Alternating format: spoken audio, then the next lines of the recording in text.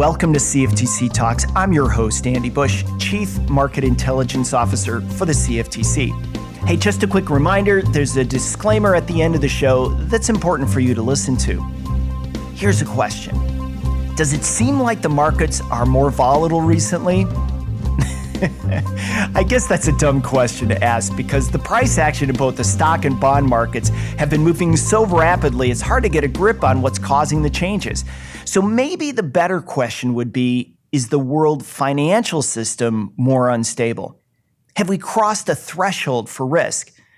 Well, it just so happens there's a group that puts out a report to answer these types of questions. The International Monetary Fund releases their Global Financial Stability Report twice a year, and they just released the latest one in April. So what did they find, and what are the risks in the system over the next 1, 2, or 3 year windows? Well, let's ask one of the authors of the report. FABIO NATALUCCI is the IMF's Deputy Director of the Monetary and Capital Markets Department in Washington, D.C. So for those of you who don't know or are unfamiliar with the IMF, their primary purpose is to ensure the stability of the international monetary system. You know, the system of exchange rates and international payments that enable countries and their citizens to transact with each other. The fund's mandate was updated in 2012 to include all macroeconomic and financial sector issues that bear on global stability. So with that as our backdrop, Fabio, welcome to CFTC Talks. Thank you very much. I'm happy to be here. Great. Hey, before we jump into the report, let's talk about your background a little bit. You worked at the Federal Reserve Board, the U.S. Treasury Department, and the Bank for International Settlements. You know, just in a sentence or two, what was the biggest surprise or takeaway you experienced working at each group? Yeah, so I went to work to the Federal Reserve Board here in Washington straight out of grad school. So I work in emerging markets. I moved to the domestic side. So I went in as a fresh out of grad school economist. And then the crisis came, and I was hit by the reality of having to confront how the real world is not exactly what you study in grad school. The models sometimes don't work exactly how you prepare for. And so that facing reality was a very good experience on a personal level as well as a professional level. So I grew up at the Fed through the crisis in some sense. Then I went to Treasury in October 16. So I helped transition to administration. I was the U.S. Treasury representative at the FSB, Financial Stability Board. Right. And so I continue to work on issues essentially related to monetary policy, financial stability, and financial regulation, which is a little bit what I do here. So here it's a combination of market monitoring, so following global financial markets, focus on financial stability risk, as well as I'm in charge of the Global Financial Stability Report, the Chapter 1, the flagship. Okay, well, let's get into that report and dive into the weeds immediately. The Global Financial Stability Report, or GFSR, it utilizes something really interesting, and you guys just came out with this last fall, the growth at risk approach. So for our listeners, just so everyone is level set to start, briefly, what is that methodology for growth at risk? Right. So we introduced this approach in one of the analytical chapter in October of last year. And then in the April GFSR of this year, we went mainstream with this. Briefly, essentially what it does, it translates financial conditions. So given financial condition, economic conditions today, filtered through a number of vulnerabilities in the financial system. And then it spits out a distribution of GDP at different horizons. So essentially, it's a forecast of GDP growth outcomes at 1 year ahead, and this is what we call short term, and 3 years ahead, and that's what we call medium term. And then we look at what we economists call the tail, so the distribution of GDP to the left, so the 5 percentile. That's the severe adverse outcomes. That is how we quantify financial stability risk. So you can think of this in some sense as a framework where we try to define financial stability. We try to quantify, so this is this severely adverse scenario, this 5 percentile, and then we try to use it to communicate. So when there are, for example, changes in financial condition, we look at how these changes in financial condition goes through the financial system, get filtered through these vulnerabilities, and then whether there is a change in the distribution of GDP 1 year ahead and 3 years ahead, and trying to quantify changing financial stability risk. That's in brief this framework. Oh, this is great because we're definitely seeing some changes in the financial system for sure. So before we get to that, you oversee the writing of the overview chapter of the report. And given the metrics for growth at risk, tell us, well, what does the GFSR say about the current risks in the system? Right. So, the caveat here is that the last report essentially closed at the end of March. So, given the conditions in financial markets and the economy through the end of March, our assessment was that financial condition had tightened somewhat, primarily as a reflection of the so-called VIX tantrum in early February, so the spikes in volatility, as well as some decline in equity prices as investors have become more concerned about possible trade protectionist measures or inward-looking policies. So the slight tightening in financial conditions translated into somewhat higher financial stability risk in the short term, while at the same time financial stability risk in the medium term remain elevated, primarily as a result of build-up of vulnerabilities over the medium term, over the past few years. That's a quick summary of our assessment of financial stability. So the idea is that this build-up of medium-term vulnerabilities could put growth at risk over the medium term. Well, I'm going to give you guys a big pat on the back because the title of this was, back at the end of March, was A Bumpy Road Ahead, right? And certainly just over the last couple of weeks, what we saw with what happened with sovereign debt in Italy and some bumps that were there, that was a pretty big few bumps there. But let me ask you this. How does this report compare to the last 6 months report that you came out with? Right. So essentially, our assessment is that the medium-term risk have not changed much, right? There's been this build-up of vulnerabilities over the years. Rates have been very low, volatility has been very low, and so some of vulnerabilities in the form of stretch valuation, slowly rising leverage, so the financial leverage cycle. So some of these vulnerabilities have been building, making the financial system more susceptible to shocks. And so our assessment is that over the medium term, this risk, the financial stability risk, remain elevated. And then again, as I mentioned before, this somewhat tighter financial condition have translated into a little bit higher financial stability risk over the short term. And as you mentioned, there's been some hiccups, bumpy road. The VIX in February, the VIX tantrum was an example. Some concern about at least some specific countries in emerging markets, another example. And then in the last few days, some renewed political uncertainty in Italy. I think the tone of the title essentially is that we have a baseline in mind. This is what the World Economic Outlook, the WEO, has. The baseline is that monetary policy has been needed to be accommodated to support the global recovery. And the monetary policy, different jurisdictions are at different business cycle stages. Monetary policy eventually will be normalized, so monetary policy accommodation will be removed in a gradual way and in a well-communicated way. This is the baseline. Now, this report is about risk, so it looks essentially at risk around this baseline. And so the risk makes this road of normalization could be bumpy because as rates move higher, as volatility moves higher, some of these vulnerabilities that have been masked during a period of low rates and low volatility could become evident. And if there is a shock, the system could become hit by this shock. So one thing I want to clarify when I was describing the growth of risk before, the framework is completely agnostic in terms of shock.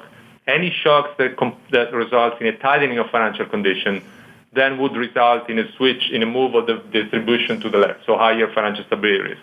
We take no view on what shocks could hit the system, no assigned probability to the shocks.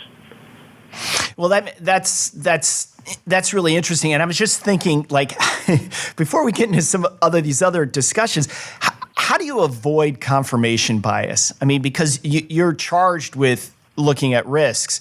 I mean, I know that you discuss it. You must, right? So how do you make sure that, I guess I'm answering my own question, which is you've systematically gone through this and you've applied metrics to this to perhaps avoid confirmation bias. If you're always, I make the equivalent of if you're a police officer, you're always looking for crime, right? And so sometimes you see it where it's not there. And I guess with your model, I think that's maybe what helps you avoid that problem. Right. So I think we are in the business of risk in some sense, right? This is about risk management. Right. And coming out of the financial crisis, there is a tendency to always going out and looking for risk. What can go wrong? Right. And you come up with a long list of things that could go wrong. You try to better understand the financial crisis. You try to replicate the crisis. What is that we missed? What is that we didn't understand? What data we don't have and we need to collect to close the data gap. I think you reach a point, though, and maybe this is the beauty of the growth at risk, where in some sense you want to move forward, right? So you can't every time come up with a list of 100 possible risks that hit the economy. So at some point you need to start thinking, I do need a framework that can help me identify financial stability risks, quantify this risk, and help communicating this risk. And so maybe going forward, instead of identify 100 of these possible risks, we need to shrink that list, make it a little bit shorter, and with the caveat that perhaps sometimes you could miss something. Otherwise, the only other alternative is fill out your list of 100 possible scenarios. So as you move forward in some sense and away from the crisis, I think there's a need to have a framework that helps you define financial stability, quantify financial stability, and communicate financial stability. So to your point, behind this model and this methodology, there are a bunch of data. There is analytical work. We closely follow a bunch of indicators. So we identify essentially a number of vulnerabilities, as I said, asset valuation, leverage, maturity mismatch, liquidity mismatch, capital flows. And then we track these metrics, these indicators, very parsimoniously and trying to avoid confirmation bias, as you said. Yeah, and I think that's what I like about it. Because to some extent, if you don't have something like that, you're like a parent with a teenager, and the teenager goes out, and you start going through your head like at 2:00 in the morning, like 100 different things that could go wrong. So I think that's great. Let me jump back into the report a little bit. In the past, the report highlighted non-performing loans in the European banking system.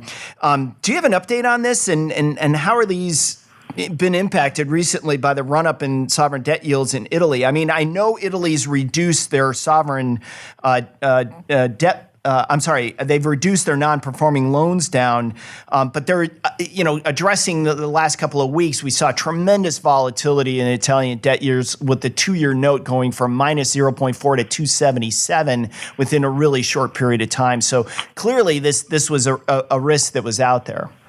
Right. So let me answer in 2 steps, right? So the first step is, so we went through, we looked at non-performing loans in the April report. Right. And as you mentioned, we do acknowledge that the stock of non-performing loans, the euro area non-performing loans, has been coming down. Right. And in part to reflect, you mentioned Italy, the decline in the stock of non-performing loans in Italy. I think this is a combination of a number of factors, right? So definitely growth helps. If the economy grows, that's positive. It's positive because people can pay back their loans. It's positive for banks. So that's an important factor. And in fact, growth is it's a crucial element for financial stability. Without growth, the financial vulnerabilities rise. But there's also other factors that plays a role.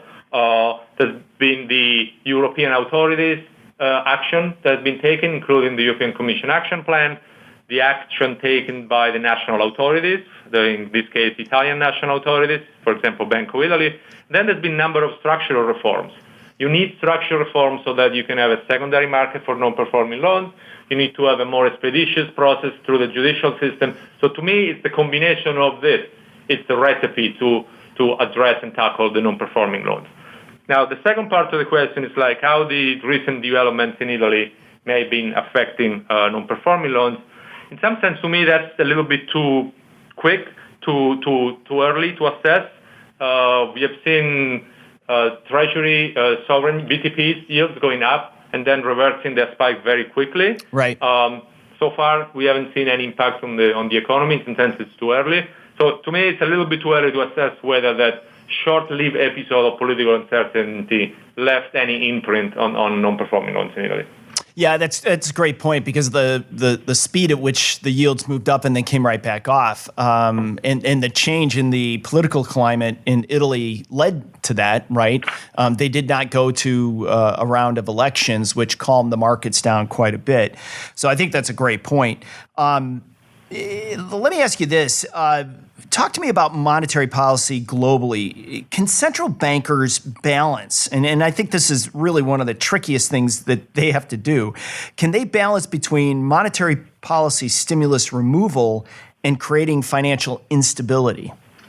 Right. So as I mentioned before, so accommodating monetary policy to me has been crucial to ensure a sustainable global economy recovery. Sure. It's been an important factor that helps provide momentum to the economy, to the global economy, and make sure that the recovery is more synchronized. Right. And now some jurisdictions have started to normalize monetary policy. The United States, for example, or other jurisdictions are gearing up to normalize the stance of policy.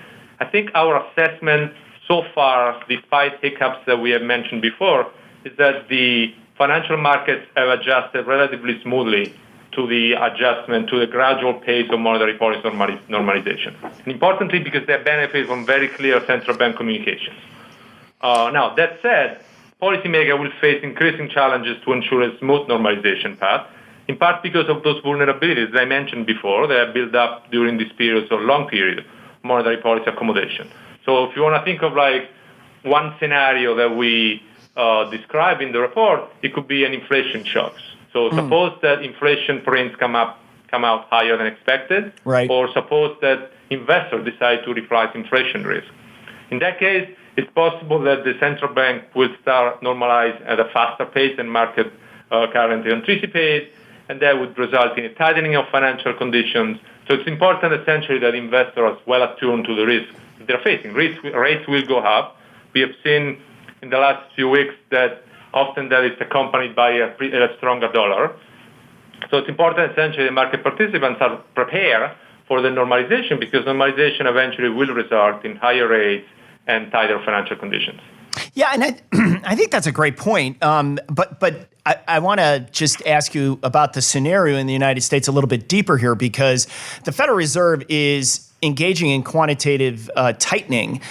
They're releasing from their balance sheet, they're reducing down their balance sheet at the same time that they're raising interest rates, at the same time that the U.S. Treasury is increasing their issuance into the market. So I guess my question back to you is, when you look at your model, do you have anything in there that has this scenario? Because it seems to me if the Fed if their policy previously was monetary easing and suppression of yields and reducing of volatility through their actions of purchasing assets and so on, and reducing down the long-term yields in the yield curve, then when they go the other way, it seems like we should see, more volatility in the markets as we return to a more normalized monetary policy. I guess the question is that it seems to be a little bit more complicated than just that. Yeah. So, of course, this is complicated, right? We are completely in uncharted territory here. For sure. We only have seen the expansion of global central bank balance sheets coming off the crisis. We haven't seen the shrinkage of balance sheets so far. Right. The Fed is an example of a central bank that's commenced normalization process. Maybe the UK is following, and then other central banks are either gearing up to or start debating. So I think an important issue here is the following, though. What we have essentially in the baseline is a situation where interest rates get normalized in a very gradual and very well communicated way. You can look at the SEP in the Federal Reserve projection. Even there, it's very gradual and it's communicated clearly to markets. And then the balance sheet, the baseline here is that the shrinkage of the balance sheet will occur very gradually through slowing down reinvestment in some sense, in autopilot, right? So there's no, at least at this point, there's no scenario where the central bank would essentially sell assets. So if you move into baseline where rates are raised very gradually, the central bank shrink their balance sheet in a very autopilot, well-communicated, gradual way, that's our baseline. And then there's risk around this baseline, and inflation is an example. Should the shrinkage of the balance sheet, should the central bank decide to do in a different way, for example? That's that scenario that we have in mind. So the inflation shock is an example that has nothing to do in some sense with the normalization path, other than if inflation comes in higher than expected, then the central bank would react. that would be a risk to the extent that financial markets that would be surprised by the faster pace of normalization. Right. Okay, no, I get it. Let's shift gears a little bit and let's talk about another country that works closely with their central bank, and that's China. They've been walking a fine line on de-risking or deleveraging their financial system while attempting to keep growth going and negotiate trade with the United States. How are they faring in this report on those subjects? Right. So China is a very interesting case. So Chinese authorities have made financial stability a top priority. Right. I mean, that's very clear. And they're taking important steps to address vulnerabilities. For example, you can look at the latest IMF'S. There are still some of the underlying causes of risk, though, that need to be addressed. One of them is the objective to achieve high GDP growth targets that could encourage credit expansion, particularly in the shadow banking sector. Mm-hmm. Another one is the complexity and opacity of the financial system.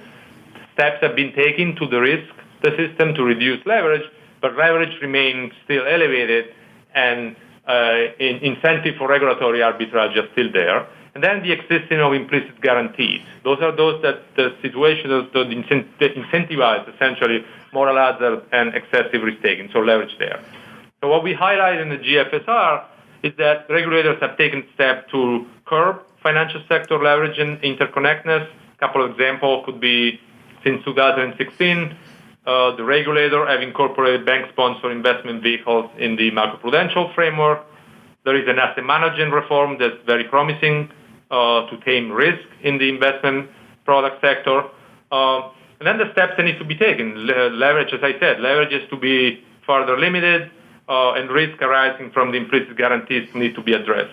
I think an important point here is that authorities should prioritize strengthening the policy framework and financial institution liquidity and capital buffer to prevent that as they dismantle these implicit guarantees, financial stability risks are inadvertently brought forward. So it's crucial here the choice of sequencing a pace of reform so that the possible impact on the real economy are accounted for.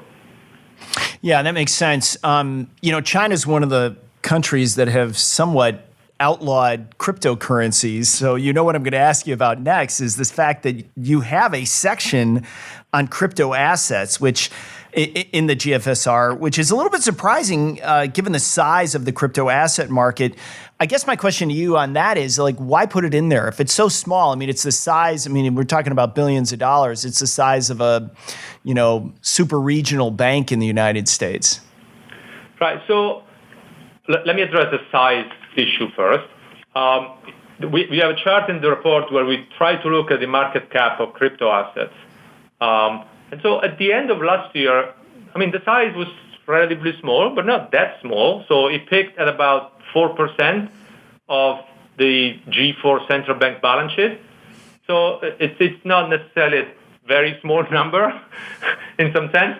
But the point we were trying to understand, or the issue, the question we were asking there, was whether crypto assets represent a financial stability risk. Right. And so our assessment is that currently, in part because of the sizes you mentioned, financial stability risk seems to be limited in crypto asset space. Now, going forward, so if we take a forward-looking view, right. The idea there is that should the size increase and should not appropriate safeguard put in place, in the medium term, they could become a financial stability risk. Okay. And so the channels through which the lenses we use for our financial stability risk assessment are trying to understand which elements or possible developments could create financial stability risk. One of them is leverage. So leverage trading, we know that in some jurisdiction you can trade futures, for example. So futures are a typical way to provide leverage. And so if there are sharp price moves, leverage could amplify these asset price moves. We asked the question whether the integration into the mainstream financial products could at some point could make these products essentially, could the correlation, one finding in the report is that the correlation of crypto asset with other asset classes is very low. And so the question is, should crypto assets become more integrated into the mainstream, would that correlation go up? And if that correlation go up, would create the potential for transmission of shocks. We look at the possible impact of the disintermediation of the banking system. So whether this could create, could compete essentially with traditional banking as we know it, and to what extent it would challenge the bank's business model. As well, we look at finally, one important point here is the cross-border correlation, right? Mm-hmm. So we have a chart where we look at the volume by fiat currency, and we see the pre-PBOC, so pre-Chinese crackdown on crypto exchanges, the Chinese renminbi was largely, more than largely actually, it was almost like close to 100% the currency of denomination of trading. And then after they cracked down, now the US dollar has become the largest currency, the fiat currency. So there are important cross-border considerations here that we need to keep in mind as we think about possible policy action as well in terms of possible risk. And I guess, because I've seen Christine Lagarde come out and make some comments about back last fall about these cryptocurrencies being risks to central bank policy. And I loved what she said. She said, well, do a better job with your monetary policy for making your currency stable. And I think that was a wonderful way of someone addressing this. But the RBI, the Reserve Bank of India, they're supposedly, I think at the end of June, are supposed to release a report about their own cryptocurrency, I guess, moving their currency towards something like that. Is that part of the risk that's out there for central banks, that they lose maybe the transmission mechanism for their policy if we see really these crypto assets blow up? I mean, like not blow up, but I mean get larger and become more dominant as means of transacting. I mean, I think without commenting on specific jurisdiction action, I think the idea is that central banks are looking at central bank digital currencies in terms of whether this could provide improvements or savings or in terms of, like, for example, payment system. Right. And they're looking at what the impact would be in terms of the transmission channel of monetary policy, and ultimately whether there would be an impact in where they think and act in terms of lender of last resort. I think so far the idea is that cryptocurrencies or crypto assets are still far away from fulfilling the basic function of money. But importantly, what could provide benefits going forward, if you delink for a second for the crypto assets themselves, is the technology underlying that, right? Mm-hmm. So the technology could provide huge benefits across the board in terms of payment system, if you think in terms of like financial inclusion. And so I think we try to differentiate between the specific crypto assets, specific names that popular around the market, from the underlying technology and what the use of technology could do to improve efficiencies in the financial system. Yeah, that makes sense. Let me just wrap this up and say, what are the recommendations to policymakers that you have in the report to ensure growth and stability going forward? Yeah, let me touch upon like a few points, right? To summarize perhaps what we have been discussing so far. Great. So one is to do with central banks. So I discussed the baseline. I discussed some of the risk around this baseline. So mainly here is the idea that central banks should continue to normalize monetary policy. Different jurisdictions are at different stage of their business cycle, and so they require a different pace of normalization, but ultimately they should continue to normalize monetary policy in a gradual way, and they should communicate their decision very clearly, exactly to avoid or minimize the risk of this bumpy road. In terms of investor, they should remain attuned to the risk associated with rising interest rates and market volatility, as well as the possible risk associated with escalating trade protectionism. Regulators should address financial vulnerabilities. I mentioned a number of financial vulnerabilities, and they should deploy and develop both micro and macroprudential policy tools. So this is not just about monetary policy. There's a second tool, micro and macro prudential tools that should be used to tackle financial stability risk. We briefly touch upon emerging markets. Emerging markets should build buffers against external risk, should maintain strong fundamentals. And then finally, policymakers should ensure that the post-crisis regulatory reform is completed and implemented. So I think this is the broader reform recommendation that we have. Despite some hiccups and despite some clouds in the last few months, the sun is still shining, so we should use these opportunities to fix the roof. I love that. All right. Deputy Director of the Monetary and Capital Markets Department at the IMF, FABIO NATALUCCI. Thanks for coming on the show today. Thank you very much. A pleasure to be. That's our show for this week. I just got to take a step back and say that was really cool. I love learning about entities that look at risk and their models that they have and what they discern or what they place in there, what's important to them and how they go about it. Because I think in this particular case, you do have to address confirmation bias, because if you're always looking for problems, you're going to find them. And ever since 2008 and 9 and 10, the world financial system is a lot better off than where it was prior to that. I guess that's an understatement. There's been huge capital raises. There's been a lot of changes in regulatory structures that have created the environment for a bit more stability. And at the same time, we had central bank policy that was reducing a risk out there, essentially. Now that's changing in the sense of the central banks are looking at different ways of trying to normalize policy. So I love their model, the IMF's model of how they address, because they're just looking at the overall view of, is the global financial system a bit more risky now, and that's, the title says it all, a bumpy road ahead. So I thought that was really cool. But on top of that, the thing with the crypto assets, that was also really cool too, and just talking about the size of the crypto asset market, but then how they view crypto assets overall and their growth. So I'm just so glad we had him on. We'll get him back on again. All right, let me just wrap this up by saying you can get access to all of the shows we do here by either going on our website at cftc.gov or by getting out your phone, clicking on the podcast app, and typing in CFTC Talks. You can click subscribe if you want to get them every week. All right, let's end it there.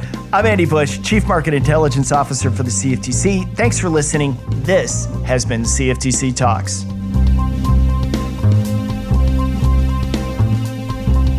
But wait, we're not done yet. It's time for a disclaimer. The CFTC is providing this information as a public service, and it is neither a legal interpretation nor a statement of CFTC policy. Reference to any specific product, service, trademark, manufacturer, or service provider does not constitute an endorsement or recommendation by the CFTC. The CFTC is not liable to any consumer or any third party for any direct, indirect, incidental, consequential, special, or exemplary damages or lost profit related to the use of the information provided or referenced in this podcast. Selection of guests on the podcast does not imply an endorsement of any particular individual or entity. Many individuals and entities provide similar services to those of the guest. The views and opinions expressed by the guests in the podcast are their own and not specifically endorsed by the CFTC. Moreover, the information provided in this podcast should not be construed as investment advice. Consumers should rely on their own inquiries as to accuracy and relevance of the information incorporated or referenced in this podcast and assume the entire risk related to its use. The CFTC is providing its interpretation of market trends solely to inform the public of a framework for projecting possible outcomes under different scenarios. If you have any questions concerning the meaning or application of a particular law or rule administered by the CFTC, please consult an attorney.